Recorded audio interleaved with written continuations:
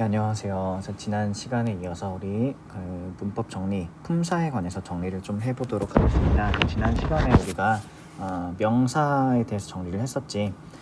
잠깐 다시 복습을 좀 해보면 품사라는 것은 크게 세 가지의 기준에 따라서 형태, 기능, 의미에 따라서 불변어냐, 가변어냐, 기능에 따라서는 체언이냐, 용언까지, 체언에서 수식어, 관계언 이런 거 해서 용언까지.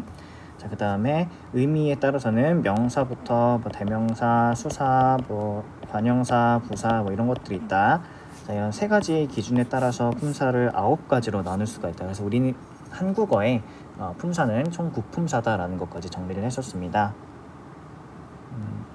그 중에서 그리고 이제 명사까지 공부를 했었던 것 같고, 자, 이번 시간에는 이제 체언의 다른 두 가지 유형인 대명사와 수사에 관해서 좀 공부를 해보도록 하겠습니다. 자, 대명사를 좀 먼저 볼게요. 그래서 대명사는 다 대충 알고 있듯이 사람이나 사물의 명칭을 대신하여 쓰는 말입니다. 명칭을 대신한다. 대신할 대자예요. 이게 대는 명사를 대신하는 그런 품사인데, 특징은 명사와 똑같아요. 조사가 결합해서 다양한 문장 성분의 자격을 얻을 수 있다. 나중에 조사 파트에 들어가면 나오겠지만, 이건 특히 격조사에 관한 내용인데, 어쨌든 격조사가 이제 체언에 결합을 하면 격조사는 그것이 결합한 체언에 다양한 문장 성분의 자격을 주는데, 대명사 역시도 이러한 문장 성분의 자격을 받을 수가 있다라는 것이죠. 이 대명사는 이제 또 명사는 크게 고유성이냐 자립성이냐를 가지고 이제 보통 명사냐 고유 명사냐 자립 명사냐 의존 명사냐 이런 걸 나눴었는데, 대명사는 이제 가리키는 대상을 기준으로 해서 사람을 가리키는지 아니면 사람이 아닌 것을 가리키는지를 가지고 나누어 볼 수도 있고, 그 다음에 이제 인지를 하고 있느냐 아니면 아예 존재 자체를 하지 않느냐 이런 걸 가지고 나눌 수도 있어요. 우선 이제 가리키는 대상을 기준으로 나누는 걸 좀 보겠습니다. 가리키는 대상으로는 크게 인칭 대명사와 지시 대명사로 나눌 수가 있어. 인칭 대명사는 말 그대로 사람을 가리키는 거. 칭이라는 건 이제 칭한다는 거예요. 호칭 할 때 호는 부를 호자에 칭은 이제 칭하다, 일컫는다. 그러니까 사람을 일컫는 그런 대명사인데 영어랑 똑같아. 1인칭, 2인칭, 3인칭. 인칭은 이렇게 나눌 수가 있어요. 크게 1인칭은 나, 우리, 우리들, 저희. 저나 저희는 이제 낮출 때 쓰는 말이지. 듣는 사람을 기준으로 해서 화자를 낮출 때. 나와 우리의 차이는 이제 단수냐 복수냐의 차이인 거고, 2인칭은 너, 너희, 너희들, 자네, 당신, 그대, 여러분 이런 것들이 있고, 3인칭은 말 그대로 1인칭은 말하는 사람이고 2인칭은 이제 듣는 사람이잖아. 1인칭은 화자고 말하는 사람, 2인칭은 청자지. 반면에 이제 3인칭은 제3자, 그 자리에 없는 어떤 제3자를 가리킬 때 우리는 이제 3인칭이라고 이야기를 하는데, 3인칭이라고 이야기를 하는데, 이 3인칭, 1인칭, 2인칭, 3인칭에 대해서는 크게 어려운 게 없어. 근데 이제 3인칭에서 제귀칭이라는 개념이 등장을 합니다. 영어로 치면 제귀대명사 이런 건데, 이 한국어에서 제귀칭, 일단 제귀칭이라는 거는 한자를 보면 이제 다시란 뜻이야. 다시, 귀는 돌아간다. 칭은 이제 이게 말하는 칭한다, 일컫는다는 뜻인데, 그럼 다시 돌아가서 일컫는 것이 제귀칭입니다. 다시 돌아가서 일컫는 것이 제귀칭. 자, 예를 들면 그는 자기가 누구인지 기억하지 못했다라는 이 문장에서 이 자기가 바로 제귀칭인데, 이 제귀칭은 3인칭에 국한이 돼요. 제귀칭은 앞에 나온 3인칭의 누군가를 다시 가리킬 때 우린 그걸 제귀칭 대명사라고 합니다. 자, 그는 자기가 누구인지 기억하지 못했다 라는 문장을 보면 그라는 것은 3인칭이잖아. 만약에 그가 화자였다면 나하고, 나는 내가 누구인지 기억하지 못했다 이런 식으로 갈 거고, 2인칭이라면 너는 내가 누구인지 기억하지 못했다 이렇게 식으로 갈 건데, 그게 아니라 3인칭이에요. 그는 자기가 누구인지 기억하지 못했다 라는 이런 문장에서 이 3인칭을 다시 가리킬 때 앞에 나온 3인칭 명사구를 다시 가리킬 때 사용하는 대명사를 우리는 재귀칭이라고 합니다. 1인칭, 2인칭, 3인칭까지는 뭐 그냥 다 아는 건데 재귀칭에 대해서는 약간 좀 헷갈릴 수도 있어요. 그러니까 3인칭에 국한된다는 거 알고 있으면 돼. 그 다음에 이제 지시대명사, 인칭 대명사랑 대비되는 개념은 지시대명사인데 지시대명사는 사람이 아닌 것을 가리키는 대명사, 사물이나 장소나 시간을 가리키는 거. 이것도 마찬가지로 1인칭, 2인칭, 3인칭처럼 여기, 거기, 저기 이런 식으로 내가 지금 있는 그곳인지 아니면 상대 청자가 있는 그곳인지 아니면 제3의 장소인지 뭐 나랑 가까운 정도에 따라서 그러니까 나뉘는 거지. 이런 식으로 이것, 그것, 저것, 이, 그, 저를 기준으로 생각을 하면 됩니다. 자, 이거는 그냥 쉬운 거고 이제 진짜 어려운 건 이 밑에 있는 거예요. 미지칭 대명사랑 부정칭 대명사. 내가 나중에 문법을 공부하게 된다면 굉장히 어려운, 헷갈리는 그런 내용들이 될 건데 봅시다. 인지하느냐, 인지했느냐, 인지하지 못했느냐, 존재하느냐, 존재하지 않느냐를 기준으로 나누는 이제 대명사들인데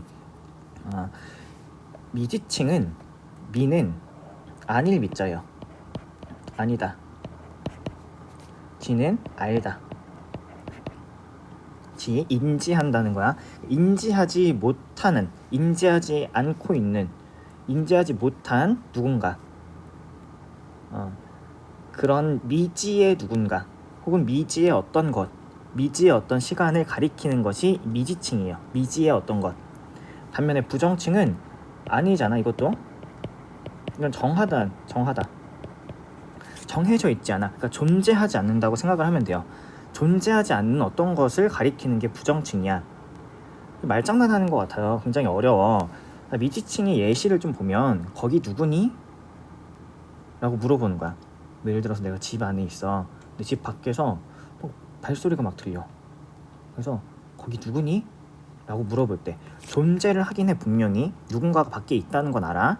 근데 그게 누군지 몰라. 미지의 누군가야. 미지의 누군가. 존재하기는 해. 근데 그게 미지의 누군가야. 알지 못해 내가. 그때 내가 알지 못하는 누군가를 가리켜서 이야기를 할 때 그건 미지칭이라고 합니다. 그게 무엇이니? 예를 들면 어떤 학생이 내가 처음 보는 어떤 물건을 가져왔어. 도대체 아무리 봐도 이게 뭔지 모르겠어. 존재하긴 하잖아. 내 눈앞에 뭔가가 존재하긴 해. 근데 이게 뭔지를 모르겠어. 미지의 어떤 물건이야. 그러면 그게 무엇이니? 라고 물어보는 거지. 이런 거. 자, 그럼 반면에 부정칭은 아예 존재하지 않는다고 생각을 하면 돼요. 여긴 아무도 없어. 아무도 없어. 이 아무는 존재하지 않잖아. 실제로. 거기 누구에서 이 누구는 존재해. 존재 자체를 해요. 근데 여기 있는 아무는 존재하지 않아. 그치? 그 무엇도 없다. 이런 식으로 할 때 존재하지 않아. 그러니까 존재는 하는데 내가 알지 못하는 누군가를 가리킬 때는 그건 미지칭이고 존재는 하지 않는, 아예 존재조차 하지 않는 어떤 것을 가리킬 때는 그건 부정칭입니다. 이렇게 말하면 뭐 이해가 될 듯 말 듯 할 건데 굉장히 헷갈릴 거야. 나도 이거 굉장히 헷갈렸어. 그래서 이걸 쉽게 이제 구별할 수 있는 방법을 알려줄게요. 이제 야매는 이제 일본 말이니까 이제 쓰면 안 되는데 국어 교사가 일본어로 써서 미안하긴 한데 어쨌든 야매로 번역을 해보는 거야. 번역을 해봤을 때 이 미지칭은 어떤 식으로 번역이 되냐면 이런 식으로 번역이 돼요. 뭐 who나 what, 뭐 why, 뭐 how, 뭐가 있냐, when, 뭐 where 같은 이런 육하원칙으로 이제 영어로 대충 번역을 했을 때 이런 식으로 번역이 되고, 이제 부정칭은 어떤 식으로 번역이 되냐면 뭐 any나 some이나 뭐 이런 식으로 번역이 돼요. 거기 누구니? Who's there? 뭐 이런 식으로 번역이 될 거 아니야. 영어는 못하지만 그게 무엇이는 What's that? 뭐 이런 식으로 번역이 될 거 아니야. 대충 이제 번역을 해봤을 때 Who, What, Why, How, When, Where 뭐 이런 식으로 번역이 되면 그건 이제 미지칭인 거고, 여긴 아무도 없어 해서 아무도는 뭐 anyone, 뭐 anything, 뭐 someone, something 뭐 이런 식으로 번역이 될 거 아니야. 이런 식으로 번역이 되면 그거는 부정칭이라고 생각을 하면 됩니다. 이거는 그냥 야매로 하는 방법이고 뭐 100% 맞다고 말할 수도 없겠어. 근데 어쨌든 미지칭이라는 건 존재는 하지만 미지인, 알지 못한 어떤 것을 가리킬 때는 미지칭인 거고, 존재하지 않는 것을 가리킬 때 사용되는 건 부정칭이다. 그리고 이 두 개는 다른 거고, 대충 영어로 번역을 했을 때 뭐 who, what, why, how, when, where 이런 식으로 번역이 되면 그건 미지칭이고, any, some 뭐 이런 식으로 번역이 되면 그건 부정칭이다 정도로 정리를 하고 알고 있으면 되겠습니다.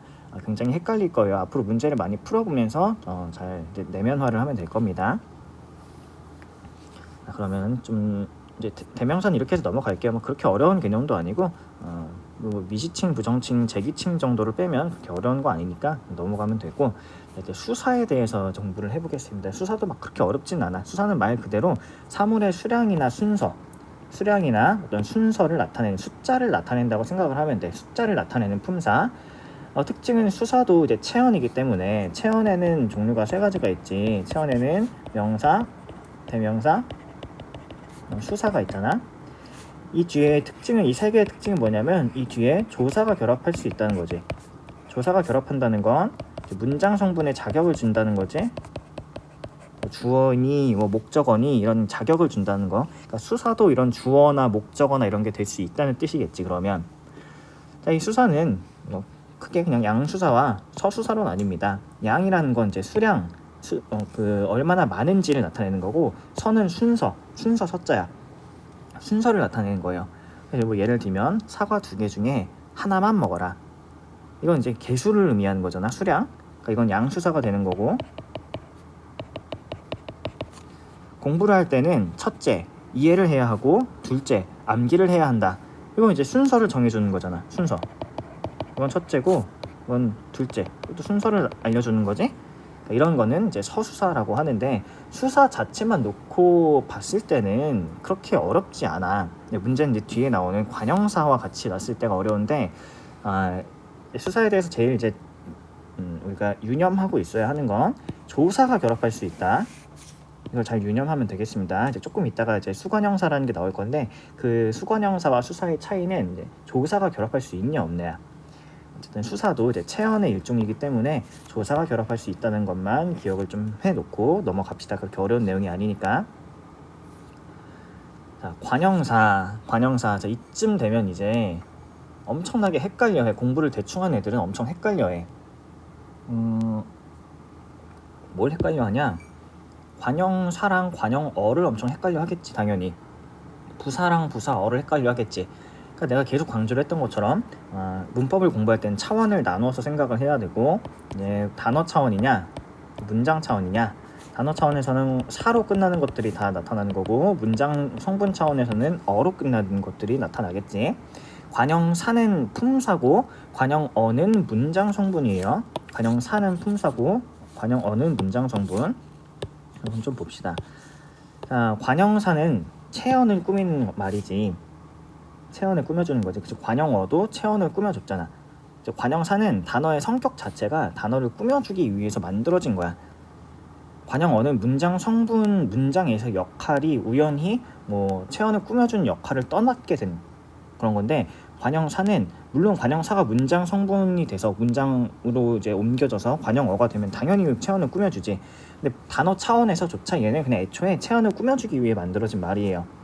특징은 보조사를 포함한 모든 조사와 결합하지 않는다. 자, 보조사가 뭔지는 이제 나중에 조사 부분 나올 때 배울 거고, 어떠한 조사와도 결합하지 않아. 자, 이게 지금 어떤 거랑 중요하냐면 이제 수사랑 이제 대비가 되는 개념이에요. 수사는 체언이니까 조사가 결합하지만 관형사에는 조사가 결합하지 않는다. 관형사의 하위 분류는 크게 세 가지야.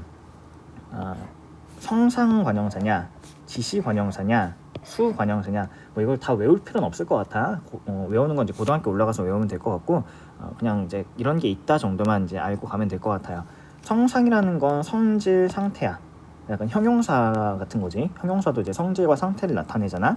그래서 뭐 새, 헌, 옛, 새 옷이라고 하면 옷이라는 체언에 새롭다, 뉴라는 이제 어떤 그런 의미를 이제 꾸며주면서 되는 말이잖아. 그러니까 지금 이거는 성상 관형사, 성질이나 상태가 이제 새 것이다.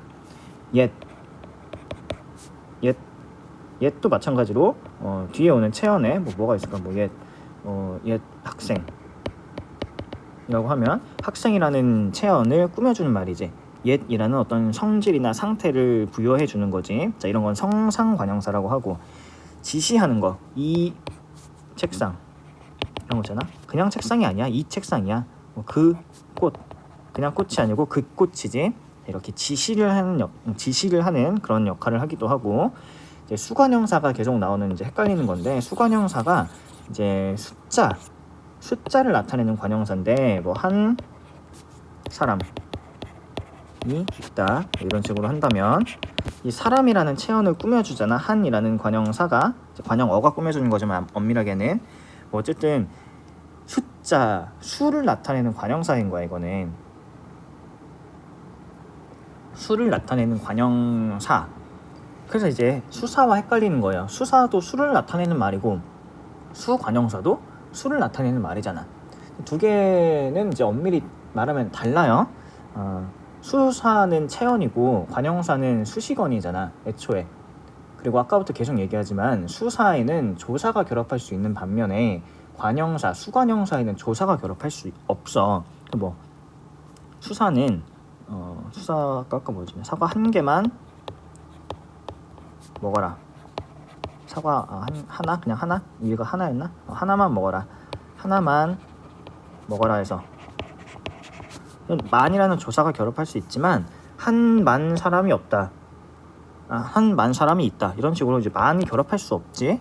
이렇게 조사가 결합할 수 없는 건 수관형사고, 조사가 결합할 수 있으면 수사고, 이런 식으로 좀 머릿속에서 구별을 해놓으면 될 것 같아요. 수를 가리키는 말에는 크게 수사와 수관형사가 있는데, 수사에는 조사가 결합할 수 있지만 수관형사에는 조사가 결합할 수 없다 라는 정도만 알고 가면 되겠습니다. 더 깊이 들어갈 필요는 없을 것 같고, 부사를 볼게요. 부사를 보고 부사를 일단 봅시다. 부사는 이제 관형사와 마찬가지로 애초부터 누군가를 이제 꾸며주기 위해서 만들어진 말인데, 주로 용어는 꾸며져. 주로 특징은 이제 보조사가 결합할 수 있는데, 이제 보조사가 뭔지는 나중에 좀 더 깊이 있게 배워보도록 하고, 부사의 하위 분류를 좀 이해를 해야겠지. 마찬가지로 부사는 크게는 문장 성분을 꾸며주기도 하고 문장 전체를 꾸며주기도 해. 우리가 부사어에 대해서 공부를 할 때 부사어는 주로 용어는 꾸며주지만 뭐 체언을 꾸며주기도 하고 뭐 문장 전체를 꾸며주기도 한다고 했었는데, 다 기억이 날지 모르겠어요. 안타깝게도 준엽이는 아직도 뭐 어쩌고저쩌고 하는 그런 문장을 만들어서 예시를 들어줬던 것 같은데, 문장 전체를 꾸며주기도 한다고 했어. 그러니까 부사는 문장 성분, 개별적인 문장 성분을 꾸며주는 경우와 문장 전체를 꾸며주는 것으로 나눌 수가 있고, 문장 성분, 하나의 문장 성분을 꾸며주는 것은 또 크게 네 가지로 나눌 수가 있어요. 이거 다 외울 필요는 없어. 그냥 이런 게 있다 정도만 알면 돼. 자, 성상부사, 아까 성상관형사도 있었지만 성질이나 상태, 뭐 빨리 달린다, 달리는 상태가 빠르다는 거잖아. 그 성질이나 상태를 나타내는 거지. 뭐 매우 슬프다는 그 서술 내용의 그 정도가, 상태가 어떤지를 말해주는 거니까 용언을 꾸며주는데 성상을 꾸며준다. 그래서 성상부사라고 얘기를 하는 거고, 지시부사, 지시부사도 마찬가지야. 뭐 이리 와라, 이리 와라, 여기로 오라는 거잖아. 그치? 이건 지시라는 거잖아. 이 장소를 지시를 하는 거지. 부정부사는 이제 나중에 부정문을 배울 텐데, 부정문에 쓰이는 부사예요. 안 슬프다,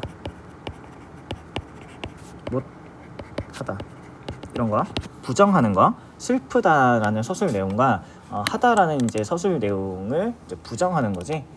그런 걸 이제 부정부사라고 하고, 의성의태부사는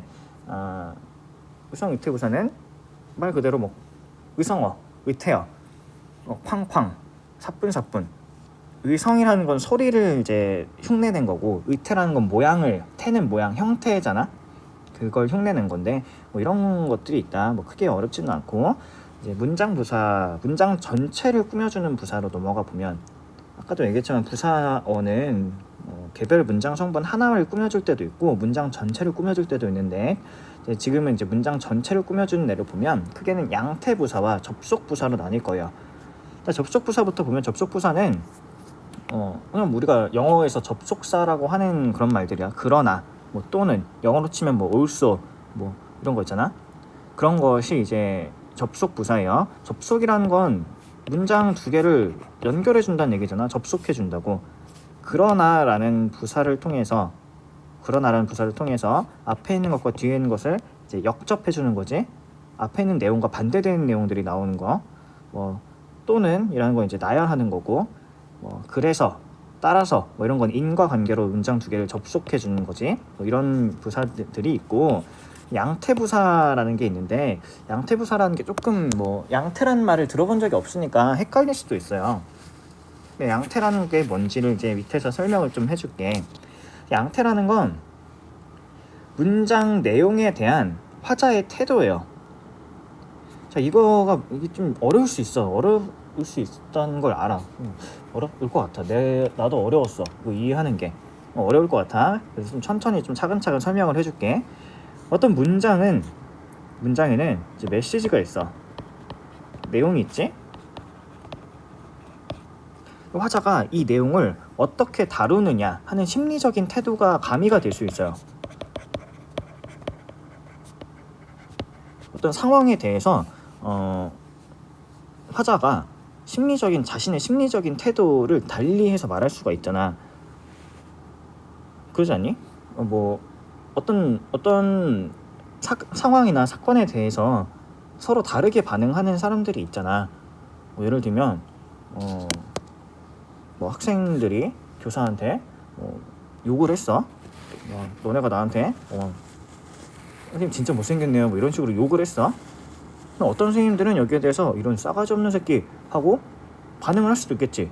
그치? 똑같은 내용에 대해서 선생님 참 못생겼네요 라고 하는 그 똑같은 내용에 대해서 어떤 화자는 이런 싸가지 없는 새끼 하고 반응을 하면서 말할 수도 있을 거고, 뭐 어떤 화자는 뭐 나는 근데 사실 별 상관이 없으니까 뭐 그래 뭐 알겠어 하고 그냥 넘어가는 경우도 있겠지. 이처럼 어떤 내용에 대해서 화자는 다양한 심리적인 태도, 어떤 반응을 서로 달리할 수 있어.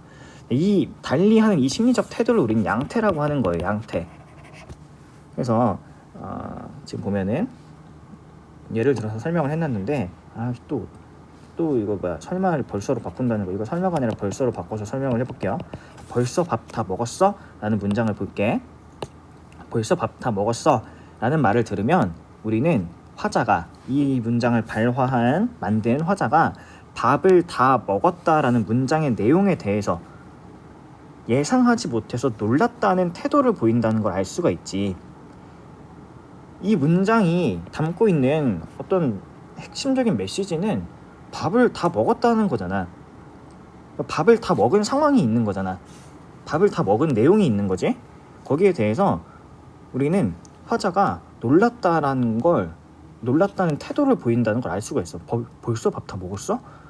아니 밥은 다 먹은 건 이 팩트잖아. 이 팩트에 대해서 이 발화자 말하는 사람이 어떤 태도를 보이고 있다고. 벌써 밥 다 먹었어? 놀랐다는 거잖아. 내가 예상했던 속도보다 더 빨리 먹은 거잖아. 그런 상황에 대해서 나는 놀랐다는 걸 표현한 거지. 그지? 이런 놀랐다는 게 태도인 거야. 이런 걸 양태라고 해요. 그래서 이런 태도, 이런 심리적인 태도, 놀랐다는 태도라든지 뭐 그런 걸 나타내는 걸 우리는 양태부사라고 해. 자, 이 문장에서 우리가 화자가 놀랐다는 걸 알 수 있는 것은 벌써라는 말이 있기 때문이지. 그러니까 벌써 밥 다 먹었어? 하고 밥 다 먹었어? 를 비교해 보면 벌써가 있고 없고의 차이를 더 확실하게 느낄 수 있다. 그지? 벌써 밥 다 먹었어는 놀람이라는 걸 알 수가 있는데 밥 다 먹었어는 그냥 중립적이잖아. 그냥 물어보는 거잖아. 놀람이라나 어떤 그런 게 없잖아. 어떤 태도가 잘 드러나지 않아. 그지? 자, 이런 태도를 우리는 양태라고 하고, 그래서 문장 전체의 내용에 대해서 이 문장 내용에 대한 어떤 반응, 태도를 나타내는 것이기 때문에 양태 부사는 문장 전체를 꾸며준다고 하는 거예요. 너무 어려운 내용을 한 것 같아서 조금 후회가 되긴 해. 근데 어쨌든 양태라는 말이 나와서 양태가 뭔지는 설명을 해야 되니까 설명을 했던 거고, 크게 뭐 그냥 이해를 잘 못하겠으면 그냥 넘어가도 돼요. 이거 지금 우리가 관형사 부사에 대해서도 이제 여러 하위 분류를 좀 공부를 했는데 이걸 지금 다 외울 필요는 없어. 외우는 건 고등학교 올라가서 외워도 되고 지금은 이제 큰 틀만 잡고 가는 수업이니까 이런 게 있다 정도만 알면 되겠습니다. 자, 그래서 오늘은 이제 감탄사 정도까지를 해볼까? 감탄사 정도까지 하면 될 것 같네. 감탄사까지 하고 이제 아니야, 조사까지 해보자. 감탄사는 뭐 쉬우니까, 뭐 감탄사는 그냥 울람, 느낌, 대답, 뭐 이거 독립어로 쓰이는 것들이잖아요. 이런 거 독립어. 와, 왜, 왜요? 뭐 대답하는 거, 네, 아니요, 뭐 이런 거, 이런 것들이 감탄사. 아니면 부른다거나 뭐 주녀봐, 뭐 이런 거, 이런 게 감탄사인데 뭐 이거는 크게 뭐 어렵지 않으니까 넘어가고 조사를 좀 보고 끝내는 게 나을 것 같아. 조사를 볼게요. 조사.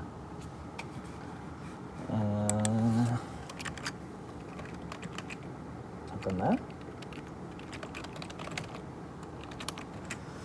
조사라고 하는 것은 기본적으로 체언의 뒤에 붙는 말들이지, 조사라는 건 체언이라는 것에 뒤에 붙는 말인데 주로 그렇다는 거야. 주로 체언 뒤에 결합을 해서 어떤 의미를 더해주거나 뭐 그런 애들인데, 조사는 종류가 3개예요. 종류가 3개야.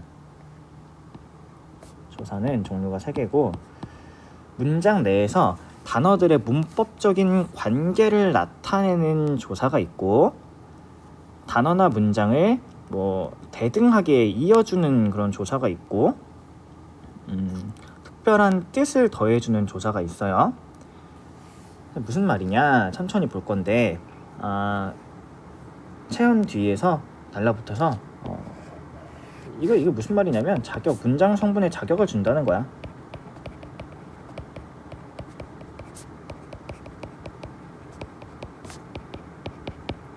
어떤 체언 뒤에 붙어서 얘는 이제 주어로 쓰인다는 그런 주어의 자격을 준다거나 목적어의 자격을 준다거나 이런 자격을 주는, 격은 이제 자격이라는 뜻인데 그런 자격을 주는 조사가 있고, 문장들 또는 단어들을 연결해줘. 예를 들면 사과와 배,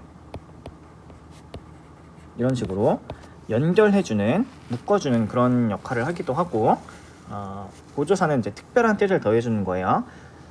특징은 이제 자립성을 가지지 못해. 자립성을 가지지 못한다는 건 이제 앞뒤로 띄어쓸 수 없다는 거잖아.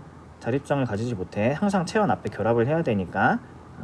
그래서 자립성을 가지지 못한다는 정도가 특징이라고 생각을 하면 되고, 좀 하위 분류를 좀 볼게요. 조사는 크게 이제 격조사, 접속조사, 보조사가 있다고 했고, 그 중에서 격조사를 볼게. 격조사는 그것이 결합하는 체언에 문장 성분의 자격을 부여한다. 여기 혹격조사 빠졌다. 혹격조사 별로 안 중요한 거 다 빼버렸구나. 그래서 격조사는 종류가 7개야. 그 문장 성분의 개수는 똑같아. 주격조사는 주어의 자격을 주는 거고, 목적격조사는 목적어, 복격조사는 보어, 서술격조사는 서술어겠지, 관형격조사는 관형어, 부사격조사는 부사어의 자격을 주는, 문장 성분의 자격을 주는 거예요. 자, 이 종류에는 뭐가 있냐? 주격조사는 이, 가가 대표적이고, 깨서, 에서, 서, 뭐 이런 것들이 있어. 이런 것들이 이제 주격조사예요. 목적격조사는 을, 을이 있고, 복격조사에는 이, 가. 이거 보호가 되는 조건은 크게 3가지였지. 되다, 아니다가 수술어야 되고, 이, 가가 있어야 되고, 주어가 아닌 거. 자, 주격조사가 아닌 것이 이제 복격조사가 되겠지. 자, 그 다음에 서술격조사는, 이 서술격조사의 성격이 좀 특이해. 이다인데, 이미 뭐 다 배웠으니까 다 알겠지만, 이다는 뭐 이니, 이면, 이고 등으로 활용이 가능해. 즉 조사 중에서 가변어예요. 그래서 이 위에서 내가 표를 정리해 놨을 때, 여기 조사 중 서술격 조사, 이게 가변어 안에 들어있지. 지금 여기 가변어 안에, 그치? 그 얘기는 뭐냐면, 조사들은 기본적으로 활용을 하지 않는데, 조사들 중에서 유일하게 서술격 조사는 활용을 하더라. 서술격 조사는 활용을 하더라. 뭐 이니, 꽃이다, 꽃이냐, 꽃이고, 꽃이니 등등으로 활용이 가능하잖아. 이런 식으로 활용이 가능한 게 서술격 조사이고, 관형격 조사는 의에 대해서는 우리가 그 표준발음법 할 때부터도 많이 배웠어요. 그다음 부사격 조사에, 에서, 에게, 깨, 으로, 의소 이런 것들이 있는데, 호격조사는 뭐 아야 부르는 거, 호는 부를 호자라고 했어. 뭐 준협아 뭐 이런 식으로 부르는 거. 준협이라는 고유명사 뒤에 아가 결합해서 독립어를 만드는 거잖아. 호격조사는 이제 독립어를 만드는 그런 조사고. 근데 이 중에서 좀 헷갈리는 게 이거예요. 헷갈리는 게 고등학교 올라가면 이제 많이 배울 텐데, 이 에서, 주격조사 에서랑 이 에서가 동일해. 그래서 이런 걸 잘 생각을 해야 돼요. 이제 말 나왔으니까 그냥 좀 해보는 건데, 학교에서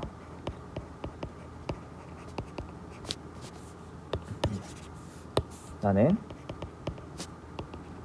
학교에서 산다 라는 문장이 있고, 학교에서 나에게 상을 주었다 라는 문장이 있어. 자, 근데 자 이제부터 이런 게 이제 너희가 공부를 얼마나 공부하는 방법을 아냐 모르냐가 이런 거에서 갈리는 거예요. 그냥 이렇게 이제 내가 목록을 줬잖아.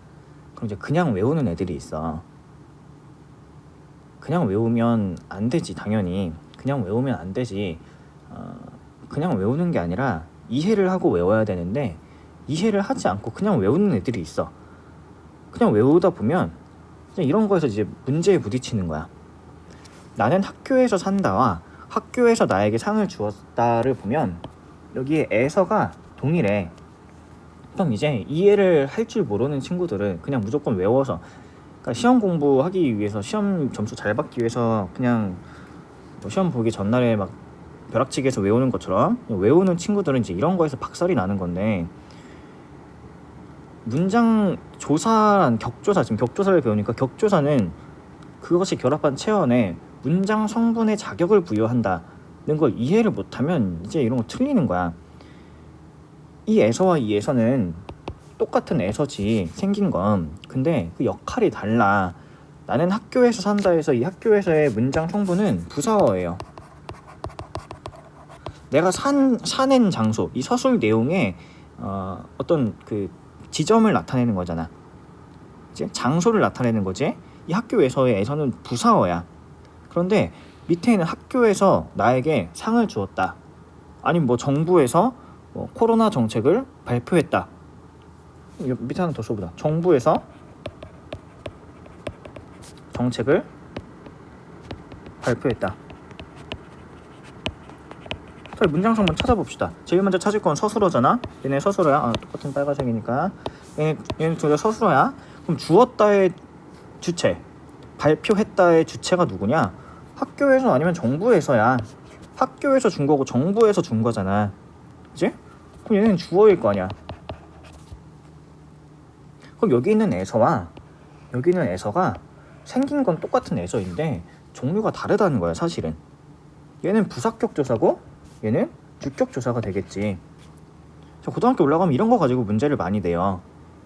그럼 이제 여기서 이제 공부를 제대로 한 친구들은 이해를 했으니까 격조사가 이제 문장 성분의 자격을 준다. 근데 얘네는 지금 보니까 문장 성분이 다르다. 그럼 여기 있는 조사들은 생긴 건 똑같지만 역할이 다르다는 걸 이해를 했기 때문에 쉽게 찾아낼 수가 있겠지만, 그냥 막 외운 애들, 주격 조사에는 이, 가, 깨서, 에서 뭐 이런 게 있다. 부사격 조사에는 에, 에서, 에게 등등이 있다. 이렇게 외운 친구들은 틀릴 수밖에 없다고. 심지어 에서가 중복된다는 것조차도 모를 수도 있어, 어떻게 보면. 이런 것이 이제 고등학교에서 이런 걸 많이 가지고 출제를 해요. 많이 헷갈려 하고. 그 다음에 뭐 더 설명할 게 없을 것 같은데, 물론 더 깊이 들어가면 이제 많이 설명할 수가 있어. 뭐 부사격 조사에도 각각의 의미가 어떻게 다른가, 뭐 이런 걸 뭐 도구격, 뭐 변성, 뭐 이런 용어를 사용해가면서 설명을 할 수도 있는데, 그렇게까지 깊이 할 필요는 없을 것 같고, 격조사, 접속조사, 보조사의 차이에 대해서 설명을 하는 게 지금 중심입니다. 어쨌든 격조사에 대해서는 그것이 결합한 체언에 문장 성분의 자격을 부여한다. 자, 지금 내가 체언이라고만 설명을 했지만 사실 고등학교 올라가면 체언뿐만 아니라 다른 다양한 것에도 결합을 해요. 그건 고등학교 올라가서 배우면 될 거고. 그다음 접속조사는 그것의 앞뒤에 있는 체언을 같은 문장 성분으로 묶어준 그런 역할을 해요.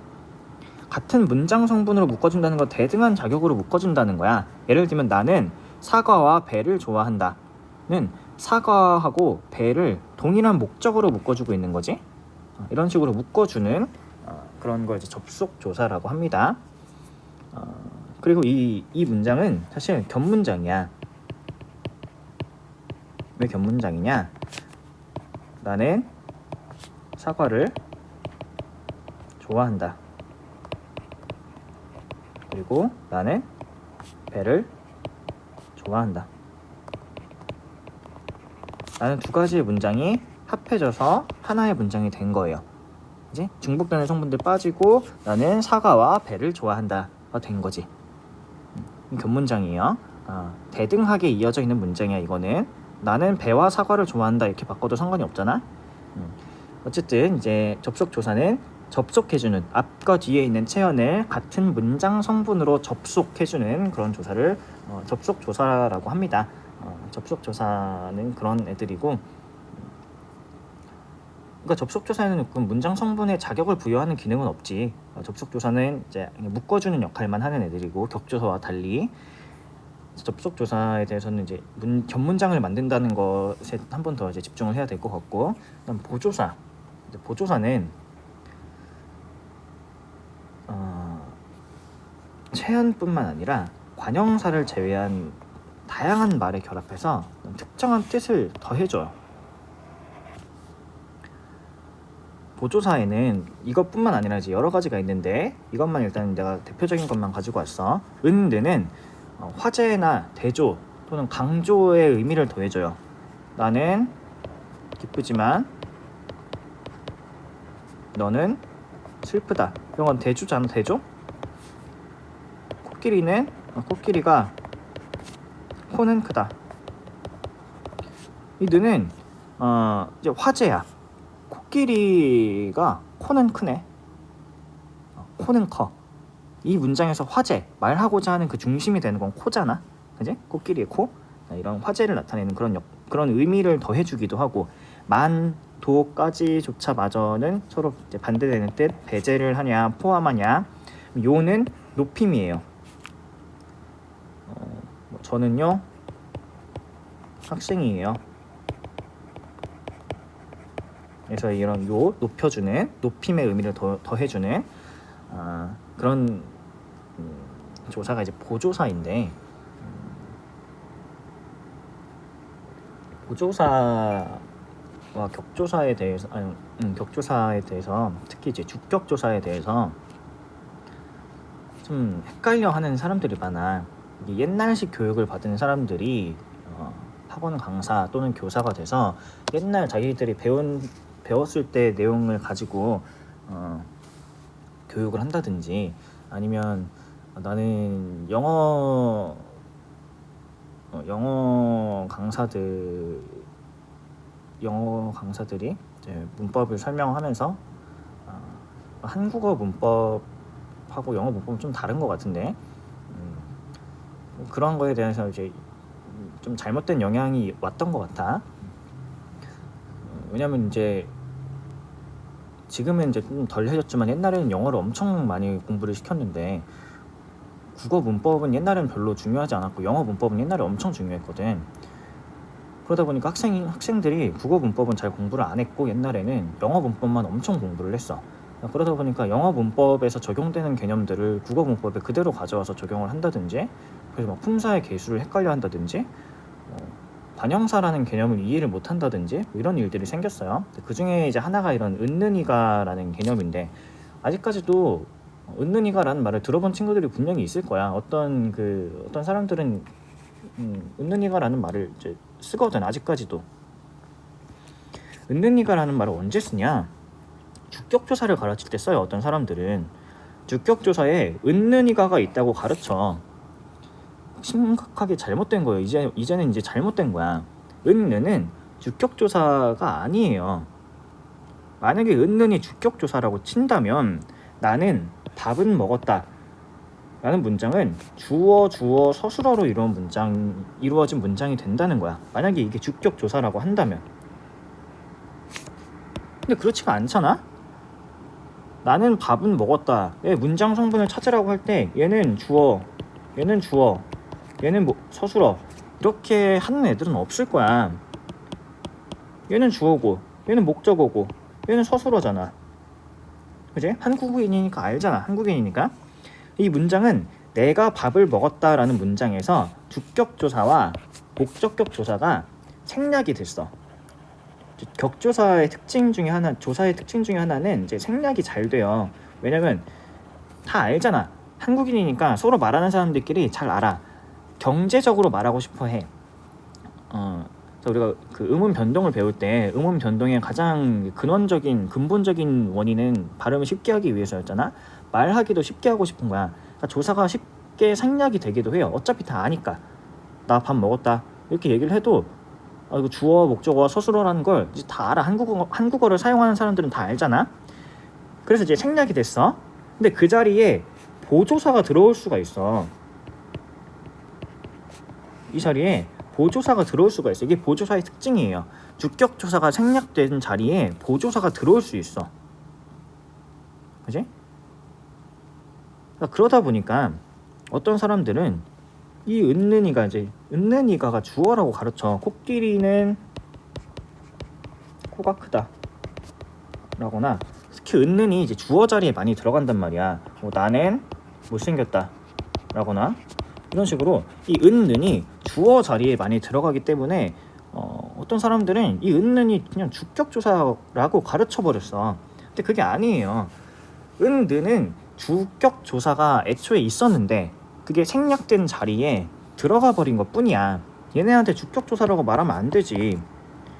얘는 화제의 역할, 나라는 사람에 대해서 말하자면 밥은 먹었다. 다른 거 대조. 밥은 먹었어. 그럼 밥만 먹었어. 밥도 먹었어. 똑같아. 은, 만도 다 똑같아. 얘는 다 보조사인 거야. 특정한 의미를 더해줘. 밥만 먹었다는 건 다른 건 안 먹고 밥만 오로지. 밥도 먹었다는 건 다른 것도 다 처먹고 밥도 처먹었다는 얘기잖아.